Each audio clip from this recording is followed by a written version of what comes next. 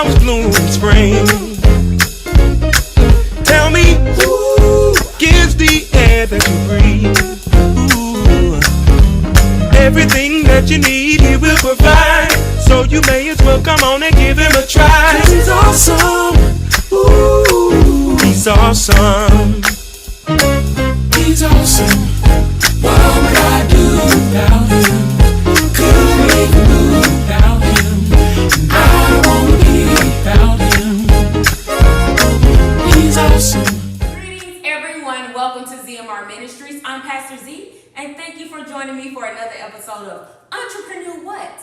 Now, you know, every month we highlight a new entrepreneur. They talk about their company. We're going to be talking about what exactly it is that they do, how long they've been doing it, some strategy, rewards and challenges, everything you need to know about starting your company, or some pointers about keeping it going. Now, today's guest is very special to me. She's my sister, and she's my dear friend. Please help me welcome Ebony Lewis. How you doing, Eb? I'm good. I'm good. Thank you for joining me. Now, I know what it is that you do. Move your dreads. Let them see your sweatshirt. My sweatshirt. Yes. Now, tell me about your what do you call it? Merch. Oh yes. yeah. So I'm a painter, and so She's an artist. This is my merchandise that I use for that Ebony Lewis Art, and so it's just my signature that I put on my paintings, and I decided to put it on clothing because I like the logo, I like the design, and so it's very fashionable, street, urban kind of fashion. It is fashionable. I'm trying to figure out where mine at.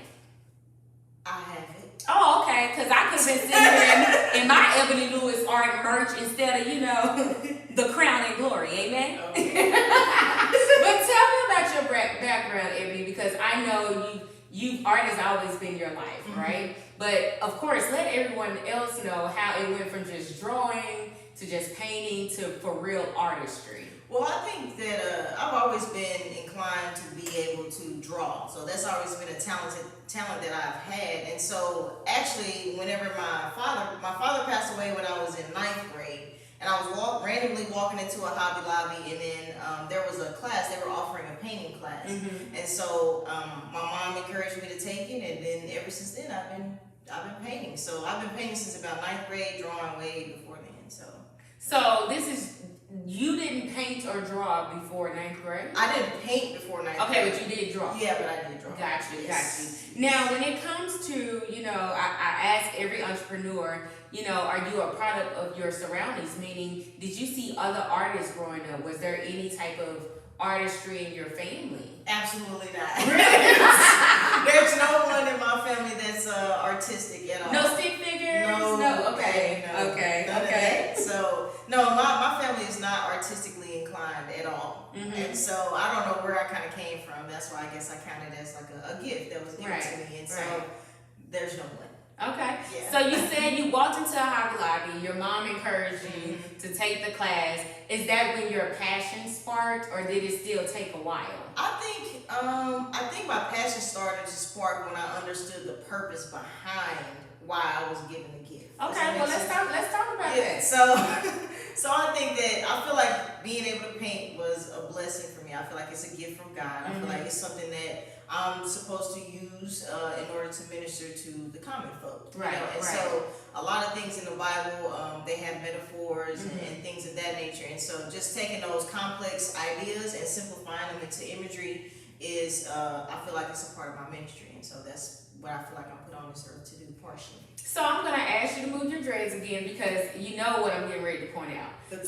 Yes. So as you guys can see, it's 3 circles on her sweater. Yep. And so in every painting, you see those 3 circles. Yes. Let's talk about the origin of that and its meaning. Yeah. So the 3 circles represent the Trinity, and so which is the Father, Son, and the Holy Well, somebody may be watching and not know. No, it's fine. So it represents that circles represent wholeness and completion, and so it's just, I don't know how it came about. It just kind of started coming to me, and I just started putting them in all of my paintings, and I've been doing that ever since. And so that's what it kind of represents to me. It represents the Trinity, and it gives me it allows me to reference where my actual gift comes from. So it kind of keeps me humble in regards to that. So when Ebony and I were in college, And she first told me what the circles meant because I kept looking and I was thinking, you know, you got these circles on every painting. What is that? And you know, I'm churchy, so when she told me, I was like, oh, hey, go ahead. You know, I was like, girl, you better come on with your worship in every painting. Oh, yeah. And so what happened was every painting she did, even if it was for an assignment, I was looking for those three circles. And now everyone who I've drug into, and now they are diehard fans. Right. That's how they're able to identify your paintings, even when it's in art galleries or functions like that. When we come, you know, because everybody's paintings are out, I'm like, that ain't her. That ain't her. Then we see the circles. I'm like, hey, oh, glory to God. You know what I'm saying? See, the Holy Ghost will take over anywhere, y'all. I'm just saying. Okay. So I want to get into your occupation. Okay. Because a lot of people, when they get ready to start their own company or their brand or merchandise, whatever it is, they tend to feel like, okay, I need to go dive in. Right. And some, you know, take the plunge, which I call is quitting their corporate job. Right. And it works out for them. You know, for some people it works, but then some folks are looking and they're like, you know, I want to be an entrepreneur. Right, I want to start my own company, but they're not comfortable with quitting their job. They're like, that's not feasible for me. That's not realistic for me. And I know you're still a teacher. Right. Which she loves. She's an excellent teacher. I'm not just saying, you know what, maybe I'm a little biased, but you know, this is my girl. I love my sister, y'all. I'm telling you, she's a great teacher. She was also featured in a newspaper. Newspaper ain't on the news. In Dallas news. Come on, brag a little bit. Tell her. Come on. Let them know. Come on now. No, I teach. I just, like I said, I just feel like teaching is something that I But tell them about the newspaper. Come on. But yeah, it was. I was on Carter in the classroom, so this is like a local Dallas news that we have here, and so they came into my class and kind of featured, you know, some of the innovative. It was about innovation in the classroom, right? And so a lot of times people misconstrue innovation for technology, and it's not necessarily the case. Yeah. You just have to be innovative in your approach when you're dealing with students, and so that's my little take. But again, a gift. I wasn't thinking about teaching at all. So. Right. So when you became a teacher, and you, of course you had your company, because she's doing well in her artwork. Right. You know, I'm not just saying that, but it's true. Right. So when she told me she was like, "Sis, I'm gonna become a teacher," I was like, "Girl, what you doing? What?" Right. You know. And so let's talk about that. What was your determining factor to say, you know what, I'm not only gonna keep up my art company, Ebony Lewis Art, but I'm also gonna go into what we call corporate America. Right. You know, which I don't think teaching is corporate America. Not as much as you would think, like a cubicle. Right. I mean, it does have its still political parameters Right. that you have to navigate through, just like corporate America. But it's definitely not the same. Right. But yeah, I don't know. I think I actually did take the plunge. So at one point, I was a full-time artist for at least about a year and a half. And just for my comfort level, just being able to have the revenue come in like I was used to is what bothered me. I could have easily sustained it, but I didn't feel comfortable with it. But it was something I was still able to pay my rent and all that good stuff, and pay my bills, and you know, have fun here and there. But it just wasn't something that I was completely comfortable with, just based on the status that I was used to living at. And so I did take the plunge. So for those of you out there who think about doing that, it is definitely it can definitely happen if you put certain things in place. But I wanted a little extra money to be able to fund the things that I wanted to do with Ebony Lewis Art. And so my art is still the forefront of my passion. I still make sure that I invest just as much time into teaching as I do my art, and so if not more for my art. But I love it. You know, I think that it provides a good balance for me. Right. And I think that it keeps me it keeps new ideas coming to me. And the two are actually merging. So I do a lot of work in the community as far as murals and things of that nature, different partnerships. And so I figured out a way to combine the two, which has been great for me. Yeah, I was going to ask you, how do you incorporate your artistry into teaching? Because, of course, we know kids, you teach 6th grade, right? Yes. And so that's when they're really discovering themselves, you know. They're trying to figure out their inner creative, you know. And so, of course, with you, I'm telling you, y'all, I've seen videos and pictures where she's standing on top of the desk. Yeah. I mean, she ain't but bite-sized, so, you know, she may she's little bitty, so, you know. But it's just, it's so fascinating, right? Because we're friends, you know, we're sisters, and I look at you and I'm just like, you know, I'm always pushing. Yeah. I'm for real a cheerleader.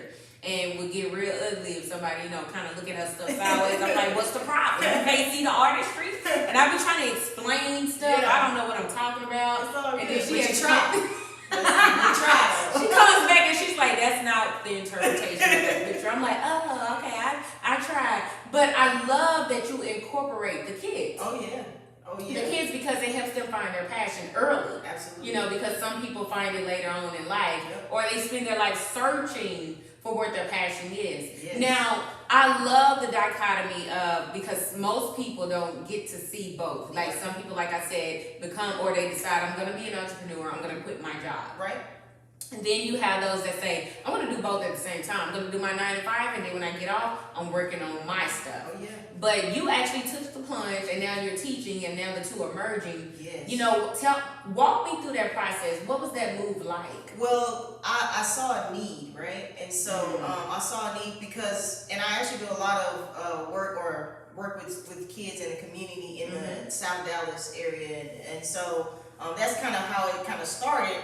And I would talk to the kids in the neighborhood because they would see me paint or whatever, and I'll just sit and talk to them. And I was like, hey, what's up, guys? Y'all, blah, blah, blah. And they was like, we don't have any art in our schools anymore. I'm like, what? Like, you don't have any, there's no art in the school? And so I'm in the process of working on a nonprofit that falls underneath my Ebony Lewis Art umbrella. And I've had a partnership with Neiman Marcus, and I created this mural for a...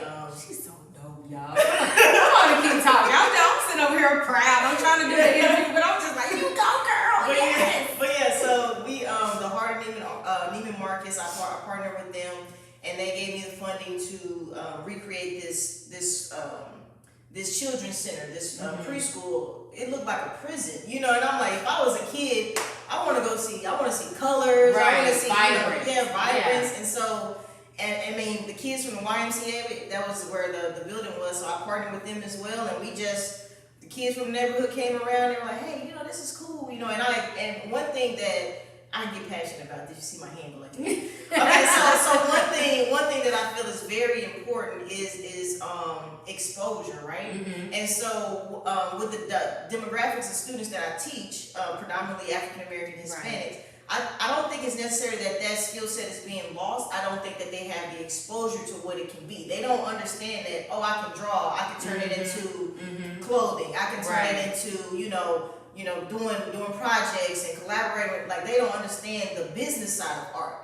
And there's a negative connotation when it comes to art, as if it's not a serious craft, but it can be very lucrative. Because we always correlate artistry and starvation. Yeah, they do. The whole starving artist. They don't apply to me. Yeah. Clearly, I'm an artist too, not painting, but in acting, and I'm not starving. Clearly, I'm not starving. Clearly, I'm not starving. I'm not starving. Yeah, but because that stigma, and then I fashion myself as being like the cool artist. A lot of artists are socially awkward. Most of them. That's true. A lot of artists are very socially awkward. They don't know how to interact with people. That's true. That's been my experience. They're geniuses, though. They're smart. They're geniuses, right. but it's just they miss that social side.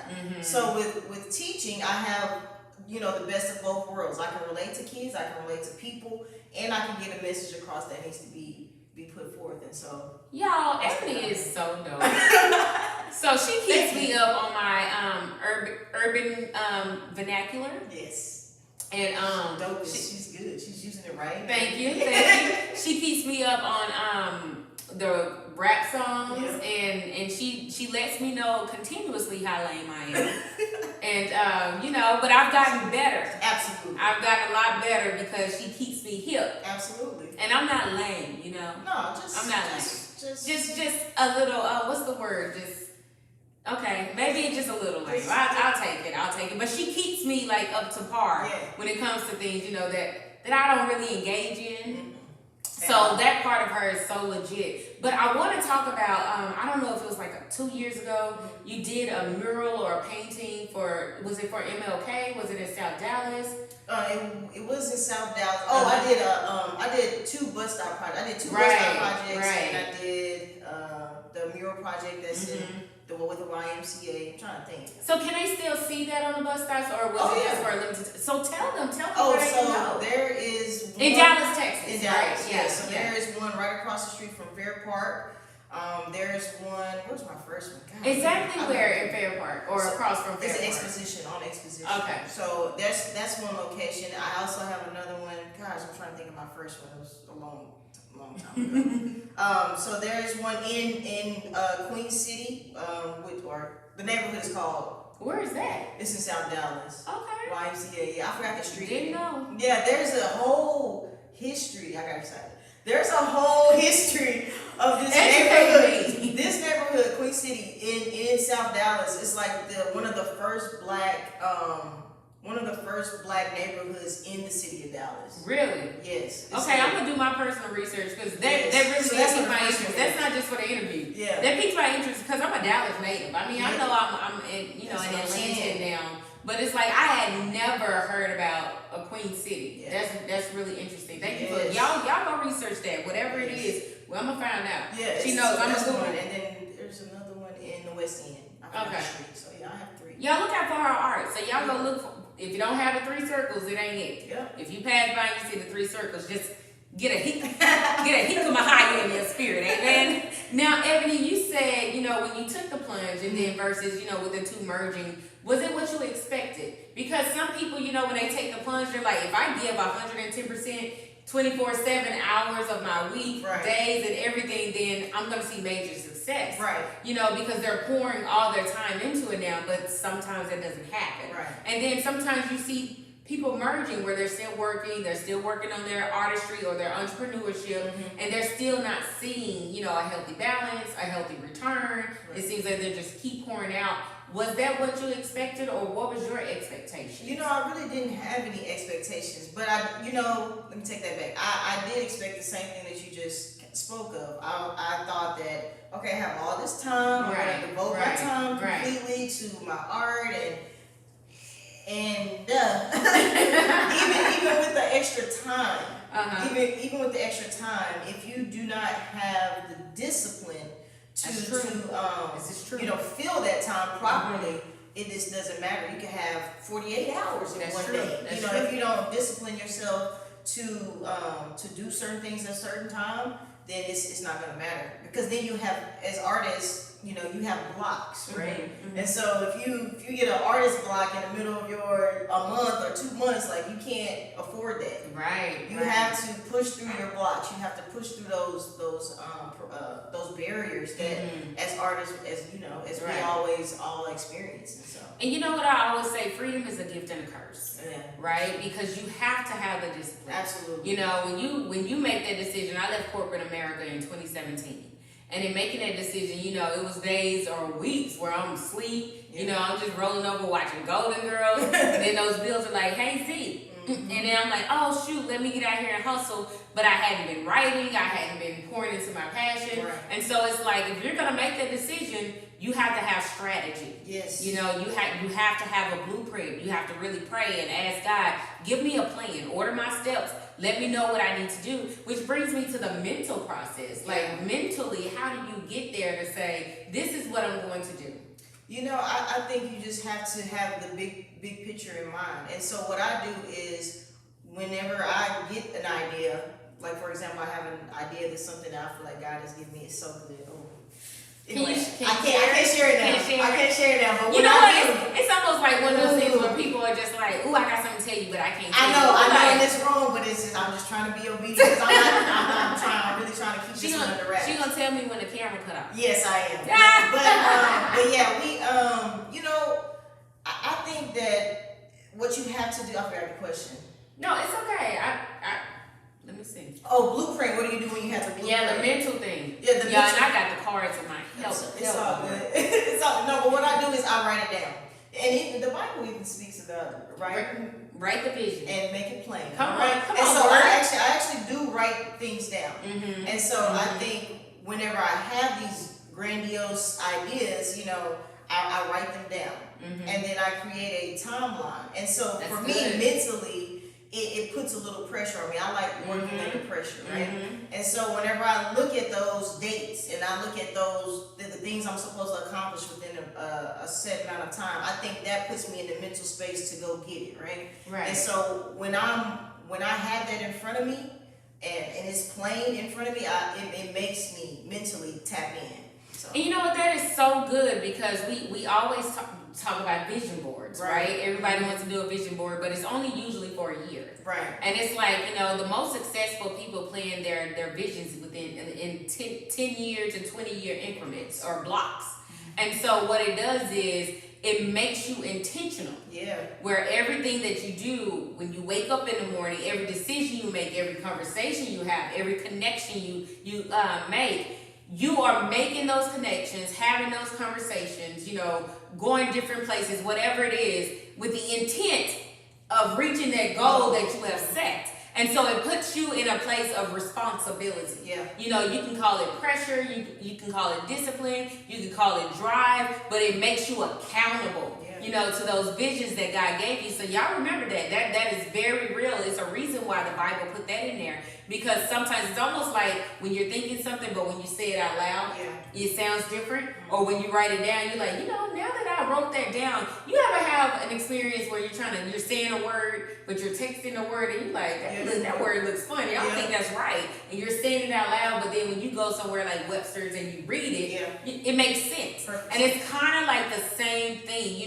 When you have something in your heart, then it hits your head, and you're like, and you write it down, and then you do your vision board or whatever it is, it becomes alive. Right. It becomes real. And so I think that's something, all of us, especially creatives, need to do. It's essential. It's not, something that we want to just play around with it. So what's the advantage, to saying I'm going to start my company, because I've seen the many arms, right?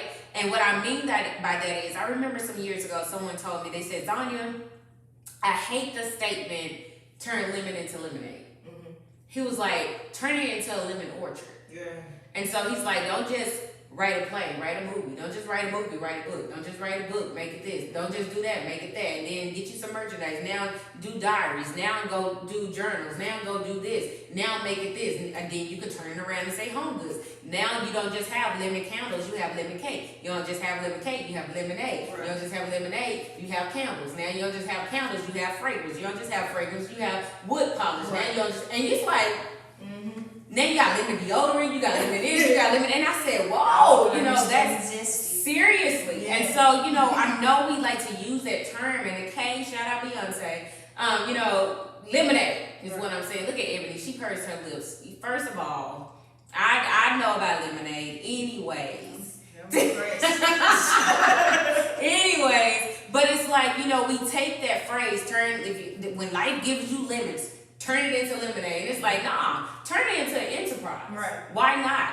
And so when I think about, the advantages of deciding to really step out on your own, I've seen you turn a lemon seed into an orchard. Oh, yeah. And it's continuously growing. Yeah, you got some more stuff in the So that's, the advantage, to answer your question though, the advantage is no limits, right? So you remove limitations whenever you decide to take the plunge, because there's no one to tell me, this is only as far as you can go. Right, there's no ceiling. Right, there's no ceiling. Yeah, and so I think that is the advantage of being an entrepreneur, is that the ceiling is removed, and it's only put there in the confines of your own mind. Mm-hmm. You know what I mean? And so once you break that, then there's really no limits. Right. And that's the advantage for me. So what about challenges and rewards of going into business for yourself?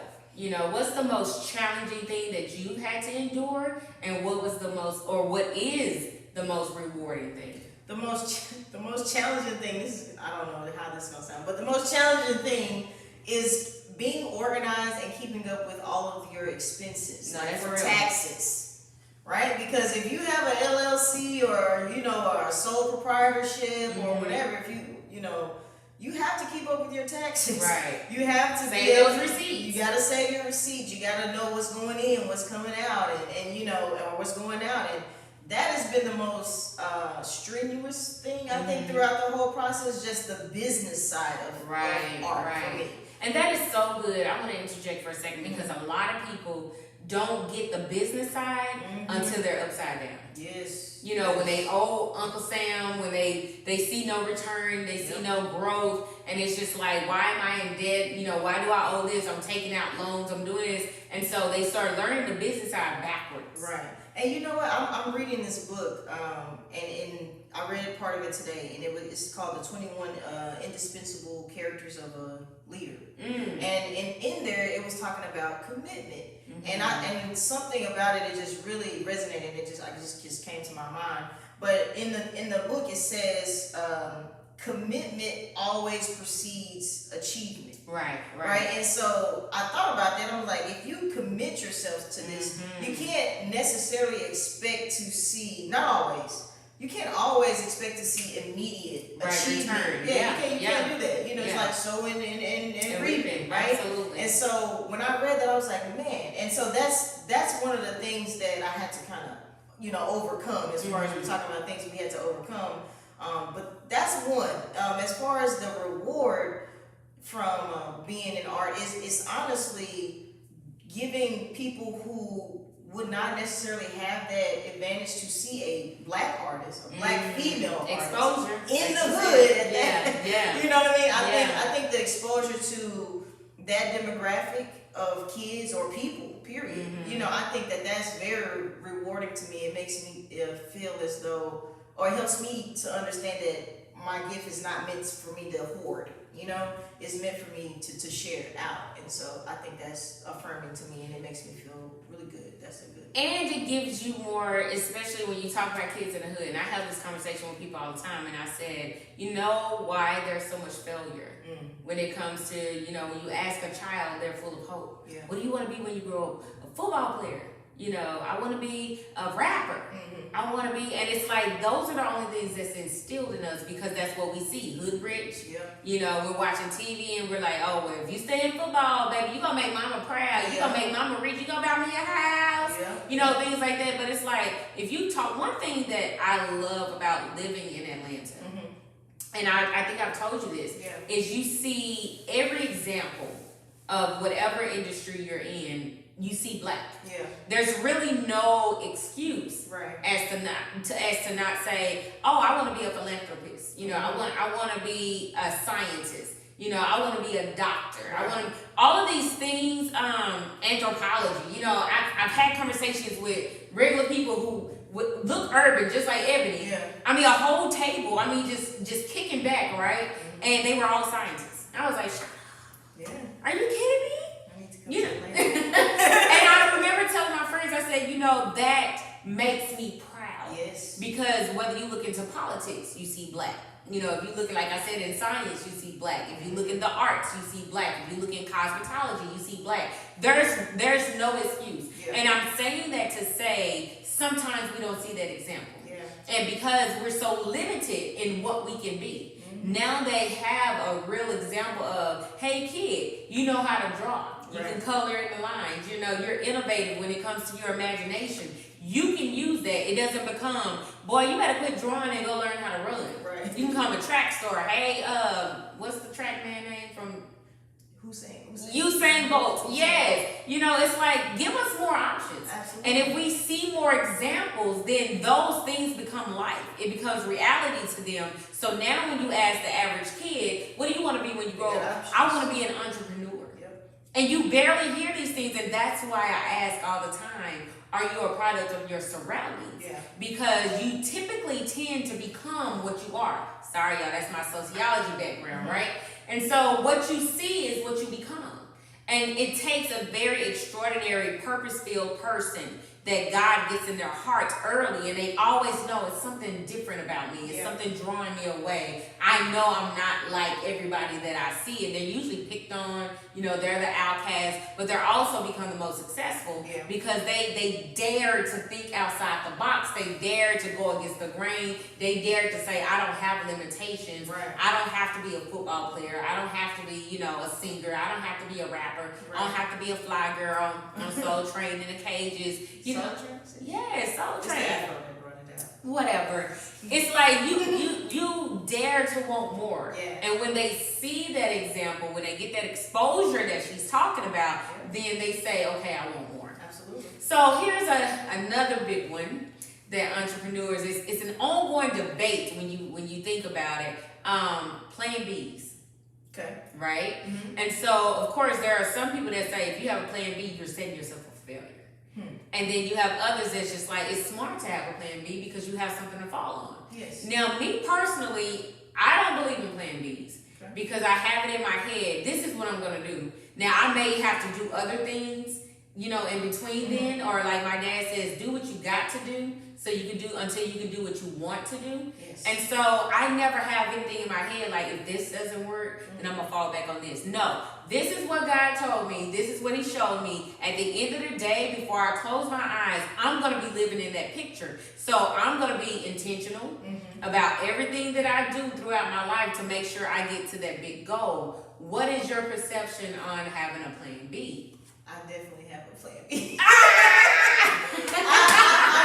have a plan B simply because I thrive when I'm sometimes I don't have to worry about exterior things, right? Right. And so sometimes when it's you need money, right? Yeah. And so you need money. Absolutely. All right, and so that provides a level of comfort. Now, it's not everything, I get it, but it does provide a level of comfort, and it allows me to move in the ways that I want to move. Right. But I believe in plan Bs. But I don't think what you're doing is a plan B. You don't think so? I think it's one of those things, like I just said, It's you're kind of doing what you emergency. have to do until you can do what you want to do. Yeah. So you're not looking at it like, if this artistry don't work out, then I'm just going to retire as a teacher.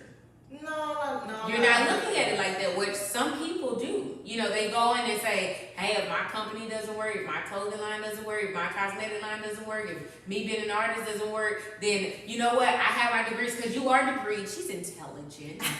She has a master's. Go and tell them. Look, come on, plug Ebony. Tell them, girl, you educated. Yes, I have degrees. She's so humble, y'all. Listen, I'm not the one, sugar. Yeah. Tell them, what kind of degrees you got, Ebony? Well, I have a bachelor's of fine arts. I have a Yes. master's in counseling. Yes. And I also have I just earned my principal certification. Hopefully I gotta pass the test. Y'all be praying up. You know, y'all pray for me. All my friends around me, they're so educated and stuff. I got a little bachelor's. It's cool. You know, It's cool. And that doesn't equate to intelligence. I got my own thing going on here. CMR Ministries. Amen. Go ahead. Amen. No. Amen. No, but I think it's sometimes it's misconstrued. And I've thought about, you know, in education, I feel like, even with a bachelor's in fine arts, right? I feel like I didn't learn everything that I needed to learn even while I was in school. Right. I didn't learn that until I actually got out and got the experience of living a life as an artist and going and networking and doing those different things. Right. So, it's, you know, education is good, you know, but it's not the End all be all. Yeah, Absolutely yeah, not. And yeah. it just has no standard as to whether you're successful or not. Absolutely. I don't feel so. Absolutely. And you know, it's interesting because you see so many, you know, actors, actresses, artists, singers. You know, I remember there was a big controversy about Beyonc because she didn't have her GED. No. And so it was like she was super successful, and it's like, what are you showing? Or even Adam Sandler, he didn't have his GED. And it's like, what are you teaching the kids? You have so many people admiring you and looking up to you, but yet and still you're not educated. Right. And I think, you know, sometimes that can be a little unfair because I don't think they're ever promoting, you know, don't get an education. I think they're just showing, hey, it can work out for you. Now, it's not typical. You know, that's definitely in the 1%. Yes. You know, and I think some people go in thinking, well, they did it, I can do it. Okay, it may work for you, but not all the time. Yeah. So it's like you be careful with that. Now, Ebony, I'm getting to a close, but I want to talk about blueprints. Okay. And I always ask this question in every interview. If you guys go back and look, I talk to all my entrepreneurs and I say, you know what? What's your blueprint to success? And some people believe there is no blueprint.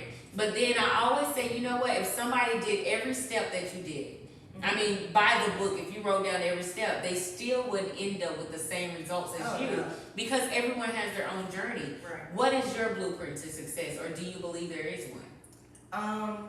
Is there a blueprint to success? I'm going to say no. I don't believe that there's a blueprint to success because I think it's really based on vision. and drive. You know what I mean? And if you have those, I guess if anything was a blueprint, I guess that would be it. Right. You have to know where you're going. You know, you got to have some sort of vision, and then you have to have the work ethic and the drive and discipline in order to get yourself there too. You know, and so I don't think there's a blueprint. Right. I think it's contingent upon individual. Each individual is different. It is. It's just like, you know, I say this, y'all hear me say this, and you're probably like, Pastor Z, you repeat this all the time, but some people are watching for the first time. Your blueprint for success is like your DNA. It's like your fingerprint. No one else has your DNA. No one else has your fingerprint. No one else has your stamp. And so your journey, your blueprint is unique to you. And that's why, you know, when they say imitation is the best way. So imitation is flattery or something like that. You know, it's like you can imitate me all you want, but you're not me. Period. You can talk like me. You can study my every period poop. Yeah, look. See, don't do me, Neil. Don't do me. I'm just saying you can copy me to the T. Yeah. You would never be Zanya. You would never be Ebony. I can try to be Ebony all day long. It's no point because I just don't have her swag, right? And I'm giving you your props. I just don't have it, you know. But Ebony can't be me either. Right. Like that. She cringes when she think about that. You know what I'm saying? Because she just like, sis, I'm not. That's just too much. And I'm like, girl, do you see me? Yeah. But she has her own thing, and that's why we're so unique in God's eyes, because He made us that way. Because there are people that Ebony can draw that I never can reach, and vice versa. And so that's why it's important to stay in the vein of you. Yes. Right? Because it's like don't try to copy someone else's blueprint. Now I'm not saying that, you know, because I know there are conferences and books and workshops out there, you know, 10 strategies to success. Those are tools, though. Exactly. Come on. Yeah. Nothing is wrong with that, but don't let that be your deciding factor on if I do exactly like Lutherthon Djokovic or what. I made that name up. Absolutely, she did. If I do everything that they say, then I'm gonna become just like them, and it's not true. It's just not true. You have to go on your own path, and it takes prayer. You know, you going to God's feet, your creator, the one, you know, who created you, and to understand why He put those desires and passions in your heart, because you didn't just think of that one day. He put that there for a reason, and we know every good and perfect gift comes from God, and is to be used to bring Him glory. So you need to go and search that out and say, show me. Right. You know, whoever your God is, we know who our God is, but I know people like to pray to the universe and all those things instead of that. I ain't going there. I'm just like, you know, pray to the God of the universe, the one who spoke the word and created all that you trying to talk to and thinking it's going to talk back to you. Am I going too far? I'm just trying to help somebody. Okay, let me hurry up. What would you say to the people who are aspiring to be who you are, and what does the future look like for Ebony Lewis? Not just Ebony Lewis Art, but for Ebony Lewis. I think there's definitely a shift. You know, I think there's a shift in intentionality. Right. I think there's a shift in getting back to being as disciplined as I would like to be. There's with school and sometimes it can get a little overwhelming, but I think there's a refocus that's going to be happening pretty soon within myself. And so I think I'm just getting back to the core and keeping my mouth closed. And sometimes people watch you, right? But not with the intention to see you win. That's true. Know? So people watch you to see. True. People watch you to see your moves, and so I've been taking a break from quite a few things just to get back on track. And then when I come back, hit you over the head with something. Right. You know what I mean? But yeah, you just gotta. Everybody doesn't need to see your moves. Everybody needs to see what you're trying to do. Shut up. And so yeah, you gotta be quiet. Yeah. And so. That's the thing for me. Just discipline myself and not getting so excited that I'm premature in the vision that God has given me. So someone who looks at you and say, you know, I aspire to be like Ebony, because, you know, aspiration, nothing is wrong with that. No. Inspiration, nothing's wrong with that. Of course, they're not trying to copy you. Don't try to copy her. But what would you say to somebody like that? Because one thing I've always said, especially being an actress, right? I would always be grateful. Because I'm always looking like, man, God, I haven't got that big role. I'm not in a major film, right now. I'm not in theaters. I'm not here. But there was always someone saying, man, Zanya, how can I do what you're doing? And it's like, despise not the days of small beginnings. But always remember that no matter where you are, there's somebody looking saying, I want to be there. Always. While you're looking saying, man, I want to be there. Yeah. Appreciate where you are now. What would you say to someone who's watching this saying, I aspire to be like that? I would just say, aspire to be content where you are. Mm-hmm. You know what I mean? Mm-hmm. And it's great to aspire to be like people that you look up to.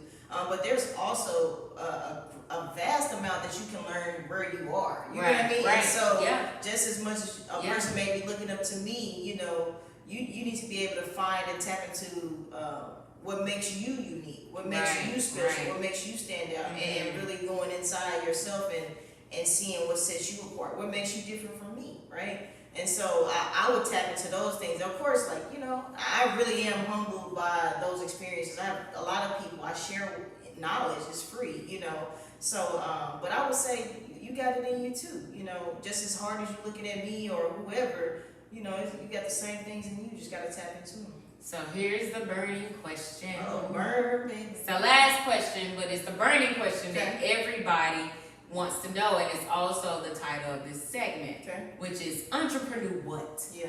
What is it that you wish you had have known before becoming an entrepreneur?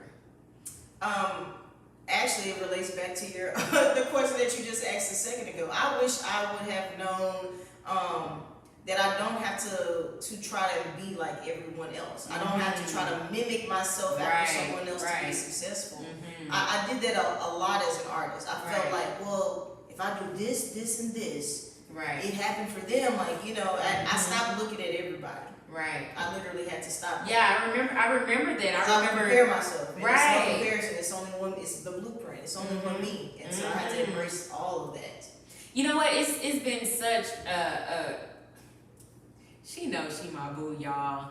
Just watching her and watching her grow all through college and going to her shows and I don't care how small the painting was, how small the show was, I was always there, right? But I also saw, her going through those transitional phases of looking at somebody else's art, thinking it's better, thinking, oh, they're doing this, and I used to always be like, forget them, it was probably just a lot of, me taking up for her. Mm-hmm. But at the same time, it was like, Ebony, your stuff is dope. Yeah. Nobody else is doing your stuff. It doesn't matter if it doesn't look, like Picasso. Yep. Picasso, ain't here right now. Mm-hmm. That's why Ebony's here. If God wanted a bunch of Picassos, then we would have been Picasso'd out.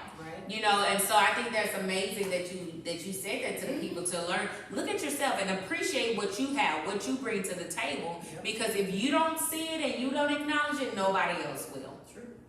Ebony, thank you so much for joining me. My sister, my friend, my little, I'm not going to say it. Look, I don't call her a nickname, but I appreciate you coming, Chip. I call her the nickname my dad calls her. Oh, Chip.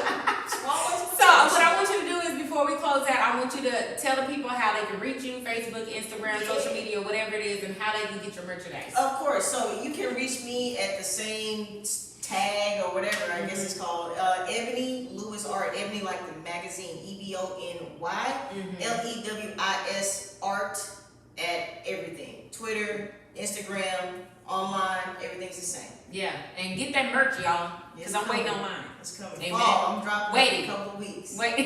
I'm waiting. I want my merch. But listen, to all the entrepreneurs out there, you're looking and you're watching Ebony. Guess what? You can be doing the same thing. Don't get discouraged. Don't feel like that's too big. Nothing is too big or too hard for God, and nothing is impossible with Him. But hey, listen, every month we're highlighting an entrepreneur. For our EntrepreKNEWWHAT episode, we're going to be airing this episode every Tuesday this month. And so you can get to see her. If it's something that you missed, go back and rewatch it. Share it. Tell some people about it. If you know someone who's toiling with an idea, you like, I know they got it. Yep. Let them watch this interview with Ebony Lewis so they can be encouraged, so they can be uplifted. If you are an entrepreneur watching right now and you're like, I got my company, I would love to sit with Pastor Z. I want everybody to know my my journey, my challenges, my rewards, my strategy, my blueprints, my answers, whatever that is, reach out to me. I want to hear your story, and who knows, you could be the next entrepreneur that's highlighted and sitting right across from me telling me all your business. Yes, ma'am. Listen, tomorrow is Wednesday, so you know what time it is. What's the Issue Wednesday? We have an amazing guest with another amazing topic, so y'all make sure y'all tune in. I can't wait till we can have a conversation together. It's gonna be dope. I'm excited. Look at me, I can't hold the top now. You said dope, it was cool though. That was, thank you, Ebony, thank you. It's gonna be great, so you guys make sure you tune in. Listen, thank you guys for joining me. I always appreciate your support. Thank you. Reach out to Ebony. She's a people person. I'm telling you, if you have any questions, she don't mind answering. Thank you guys for supporting ZMR Ministries. God bless you all. You have a great night. See you later. Listen to what I say. The man in me. I've been down before, but now I'm UP. I've got the same body upgrade, mind, body, brains, and put that on everything. I'm moving forward. Don't wanna look back. I got my life and I got it on track. Gotta keep it pushing, so let's bring it